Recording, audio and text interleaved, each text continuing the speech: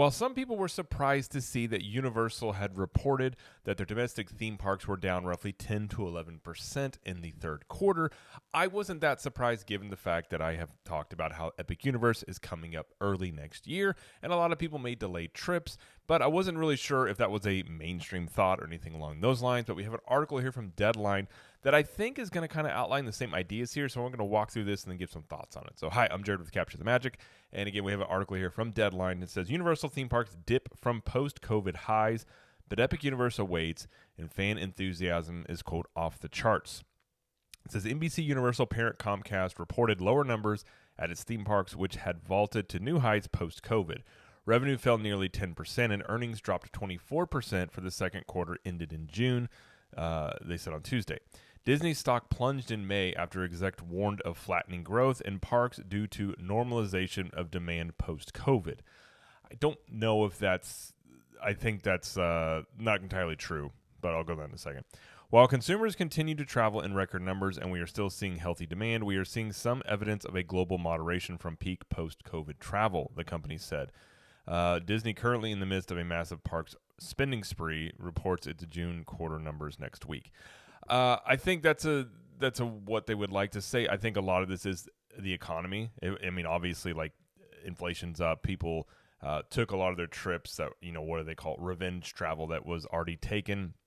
And at this point, people just aren't traveling as much due to they don't have as much discretionary income. And also the fact, too, when you look at Disney, they've raised prices on everything, especially much more aggressively in charging for, things like Genie Plus, now Lightning Lane, and they've been much more aggressive. And I also think Epic Universe is playing a role in this because I think travel as a whole in Orlando, which is down a bit, I wonder, and I kind of theorize a lot of that could be the fact that people are just waiting for Epic Universe to open, given they don't have as much discretionary income. So whatever money they are going to spend, they are going to want to make the most out of it. So a lot of people may just say, why take a trip now? Let's wait until Epic Universe opens and check out this brand new theme park that, everybody's very excited about. The tapering off makes sense. Parks were among the earliest and biggest attractions to open to a nation smacked by COVID and saw record numbers in 2022 and 2023 at a time when no one was traveling very far. But that's changed. Comcast exec said on a call earlier today when President Mike Kavanaugh noted a COVID recovery pull forward of a magnitude that we hadn't previously appreciated. Parks benefited and how from an early rebound in tourism and travel after the pandemic, resulting in a surge in demand that led to record results for both of those years. But more recently, other travel options like cruises and international tourism, given the strength of the dollar, are experiencing, quote, their own surge in demand, which caused the visitation rates at our parks to normalize. That is true. A lot of people are looking at cruises. I think Universal also saw, not only was it just, people wanting to go places after COVID, but a lot of it was people were turning to Universal because Disney had basically changed so much since COVID. It got way more complicated. You had the park reservation system, the complete FastPass Plus changed. Like, all these things had changed. I mean, in a very short amount of time, a lot of things about Disney has changed, and in my opinion, not for the better. And if you look at Universal, they've stayed fairly steady. They haven't changed really any of their systems. They never had a park reservation system. They never had anything of that nature. They were much more relaxed on when it comes to the masks. And I think with Disney, that was also a thing during COVID.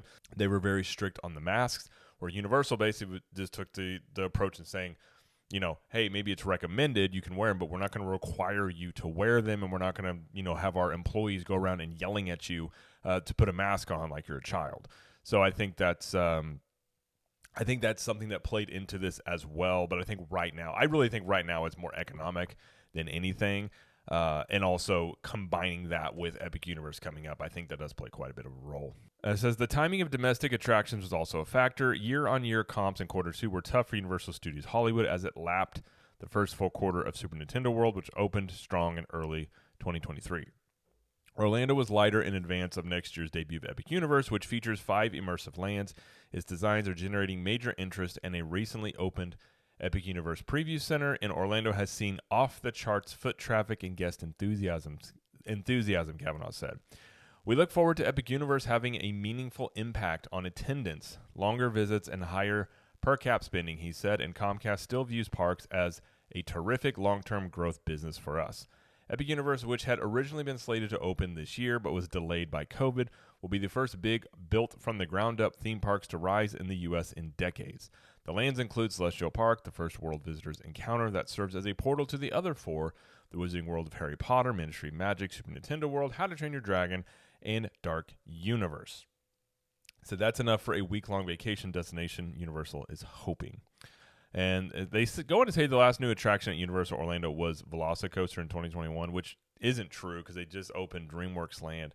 So that, I mean, it's a rehashed ride, but that technically would be a newer ride there. And then you also have Minion Land, which has some new rides there. So not a ton of, like, that part's not accurate, but all in all, I think that it's pretty accurate. I do think, again, a lot of what we're seeing in terms of people not traveling as much to the area, I really wonder, and there's really no way to know this, but I really do wonder how much of this is Epic Universe is looming in the background of people saying, like, you know, obviously the anticipation, and I can tell you, being on YouTube, like, the interest in Epic Universe is very high. And I feel like that's just translating to a lot of people really excited for this. And if you're going to spend good money, which going to theme parks is not a cheap endeavor, why would you not just wait until this brand new park is open, and then you can take the vacation to check out this brand new park and maybe some of the other things that you've been looking to do. Now, in terms of talking about Disney and Universal, I mean, if you look at when the Wizarding World opened, the initial impact off of that was around a 35% increase in attendance that they basically maintained. And that's a lot. Now, if they see that with Epic Universe, that again is going to be a massive increase. That'd be probably 9 million plus people coming through the gates for Epic Universe, like as an increase. Versus, and I think Disney is somewhat banking on the fact that, oh, we're going to see, you know, rising tide lifts all ships.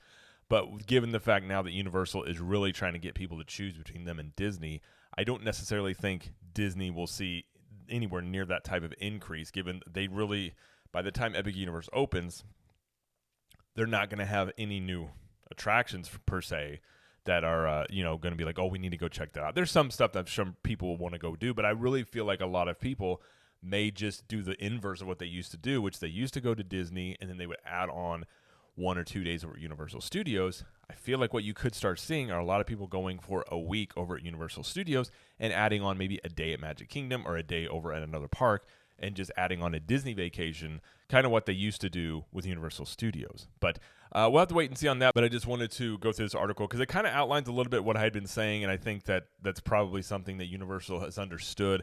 They did recently come out with a new ticket option that was basically a till the end of the year, almost like annual pass for Florida residents. I think they're going to start running a lot more deals through the end of the year to try to get, you know, crowds to come in, knowing, especially in that fourth quarter, I feel like the attendance could be pretty low, given a lot of people are just going to say, let's wait because it's right around the corner. And, you know, that in the short term, their attendance to take a hit, but in the long term, I think they'll probably just fine with Epic Universe. But that's going to do it for this video. If you like this video, please like it and subscribe to the channel as we do lots of coverage of Epic Universe, Universal Studios, Disney World, and pop culture. And let us know in the comments, do you think a lot of people are delaying trips overall in Orlando and or Disney World and Universal in anticipation for Epic Universe?